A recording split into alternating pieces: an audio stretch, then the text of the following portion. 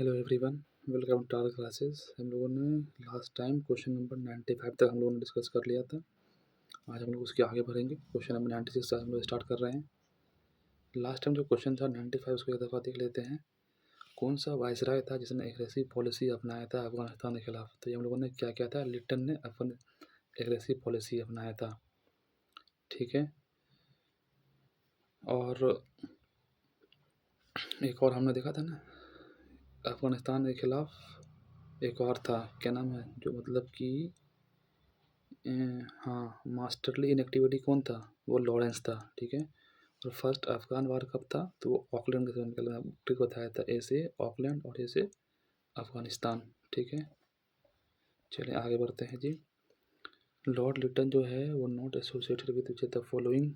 बहुत आसान क्वेश्चन था, एल्बर्ट कंट्रोवर्सी। ठीक है। ठीक है, लॉर्ड लिटन जो है वही वो स्ट्रेटेजिक कमीशन से बिल्कुल नहीं था। ठीक है। आर्म्स एक्ट से भी था और वर्नाकुलर प्रेस एक्ट से भी था। ठीक है। जो लॉर्ड लिटन था वो इंग्लिश पॉलिटिशियन जो कि सर्व किया था वायसराय इंडिया में 1876 से 1880 तक। ठीक है। कब से? 76-80 कोड है इसका। ठीक है। उसका जो टेन्योर में वायसराय जो मार्क बाय था controversial policy the vernacular press act. तो वर्नाकुलर प्रेस एक्ट में क्या था कि जो भी इंडियन प्रेस एक्ट था बेसिकली उस पर रिस्ट्रिक्शन पुट कर देना, उसको बैन कर देना, इस तरह का मतलब एक्ट था। ठीक है। और एक और क्वेश्चन पूछता है कि वर्नाकुलर प्रेस एक्ट से बचने के लिए वह कौन सा मतलब न्यूज़पेपर था जो रात रात अपने वर्जन को वर्नाकुलर से इंग्लिश में कर दिया? क्या वो अमृत बाजार पत्रिका था?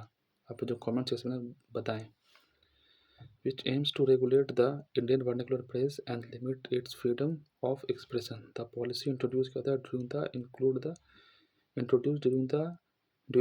the Indian Arms Act 1878 में, according to which इसके हिसाब से it was a criminal offense for Indians to carry the arms without a license. अगर आपके पास लाइसेंस नहीं है तो ये क्राइम हो जाएगा अगर आप क्या रख रहे हैं, मतलब अगर आप आर्म्स रख रहे हैं। ठीक है। The act was discriminatory as it did not apply to the PTC. PTC पर अप्लाई नहीं होता था। एंग्लो इंडियन, यूरोपियन और सर्टेन गवर्नमेंट पर्सनल जो है famine codes for given by the famines commission. Set up हुआ था 1878 में। 1878 में फेमाइन कमीशन आया। ठीक है। उसका नाम क्या था? जो चेयरमैन कौन था? रिकार्ड स्ट्रेचे था। ठीक है। जिसको भी स्ट्रेचे कमीशन ही बोला जाता है।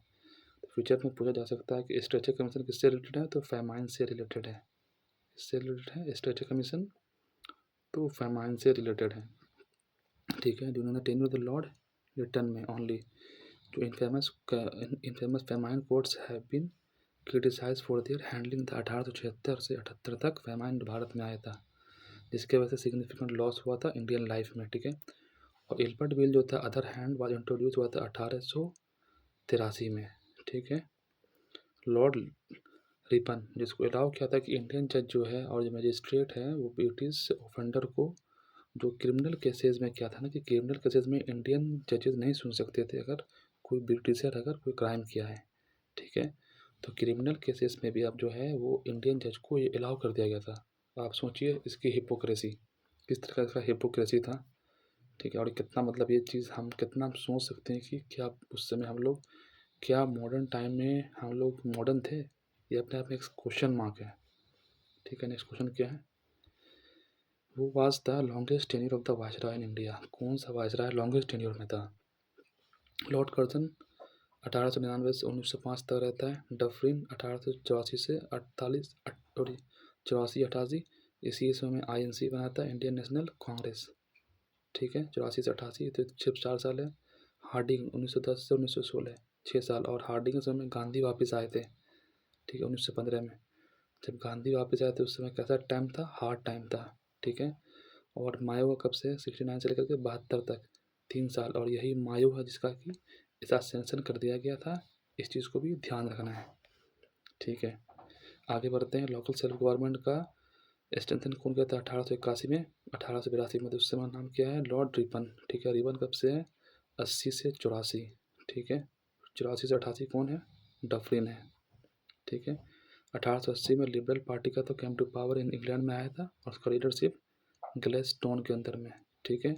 He was supporter of the freedom Lord Ripon was appointed as the viceroy during this period. और landmark the development of the local self government हुआ था। लॉर्ड रिपन जो रेजोल्यूशन है 1883 में हिस्टोरिकल रेजोल्यूशन था। किसके लिए भाई हिस्टोरिकल रेजोल्यूशन था ये जो historical resolution on the 1882 Ripon wanted to development of the municipality in the country. According to him, the political education of the country beginning with the under this proposal local board was established by the rural territorial or the resolution was passed to build the district subdivision tahsil talukdar in every district में municipalities were established in the cities and these institutions were given the several tasks to source of the incomes। ठीक है, जैसे कि आज के date में क्या है पंचायती राज 73rd and 74th constitutional amendment act 1992 से आपका पंचायती राज और म्यूनिसिपैलिटीज़ आया। किस लिए आएगी? पावर को डिसेंट्रलाइज करने के लिए। इस चीज़ को आप रिलेट कर सकते हैं। ठीक है, तो ये पंचायती राज बहुत इंपॉर्टेंट टॉपिक है। इसको हम लोग पॉलिटी में डील करेंगे बहुत डिटेल में। ठीक है, ठीक है, कुछ कुछ कमेटी है। ठीक है, बलवंत राय मेहता कमेटी है, BAG बैग। ठीक है, आपने बताया कि 5-7 कमेटी है। ठीक है, बैग में LG, हाँ वो पाँच कमेटी उसका कॉमन से तुम्हें नाम बताएं वो कब कब फॉर्मेशन हुआ था। ठीक है, इसका आपको नेक्स्ट वीडियो में कोशिश करूँगा उसका आंसर देने का। ठीक है, वो was the responsible for the encouraging local self government, तो कौन है? आप देखिए क्वेश्चन को बार बार ये भी रिपीट करेगा, ये इसकी खूबसूरती है। तो क्या नाम है? Lord Ripon. एलिजिबल कंट्रोवर्सी किससे था भैया? तो removal of the disqualification impose on the Indian magistrate about the trial of the European. ये क्या था आपको? एल्बर्ट बिल कंट्रोवर्सी था। एल्बर्ट बिल कंट्रोवर्सी में ये था कि जो इंडियन जज जो है ब्रिटिशर को अगर क्राइम कर दिया है तो उसका ये लोग मतलब नहीं सुन सकते हैं। एल्बर्ट बिल जो है इंट्रोड्यूस हुआ था 1883 में British Indian by the viceroy Ripon के द्वारा that propose amendment in the existing laws in the country to allow the Indian judge and the magistrate to try the British offenders in the criminal cases at the district level. Something was not allowed before the introduction of the bill led to the intense oppositions। मतलब तो ये सब पूरा discriminative practice था कि Indian जो है उसके खिलाफ मतलब नहीं सुन सकते हैं।